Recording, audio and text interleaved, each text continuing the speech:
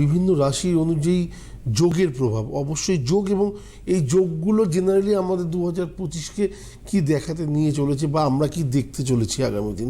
আজকের বিষয়টা আমার মনে হয় না একদিনে শেষ হবে। তা সত্ত্বেও বলি, বিভিন্ন যোগের মধ্যে দেখুন অতিগণ্ড যোগ। অতিগণ্ড যোগ মানে হচ্ছে আমার লাইফে আমি সবসময় নিজেকে মুখ্য সচিব বলেই মনে করব, এবং আমার বক্তব্যগুলো সাধারণ মানুষের কাছে এমনভাবে যাবে যে আমি সর্বজান্তা একজন ব্যক্তি।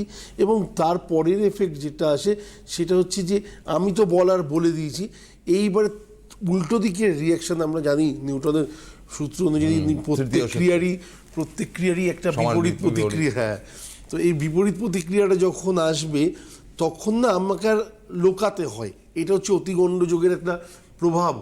আমি লোকের সামনে দাঁড়িয়ে অনেক কথা বলে দিলাম, উঁচু বড় সম্মানিত ব্যক্তিকেও এমন বেশ কিছু কথা বললাম যেটা তার হয়তো একদম ডাইরেক্ট অন্তরাত্মায় গিয়ে আঘাত হলো। এবার এই অন্তরাত্মার আঘাত, এই জিনিসগুলো নিয়ে হয়তো আলোচনা বিশাল বিশাল জায়গায় রাখে, যেগুলো নিয়ে হয়তো আগামী দিন আমি করব। কিন্তু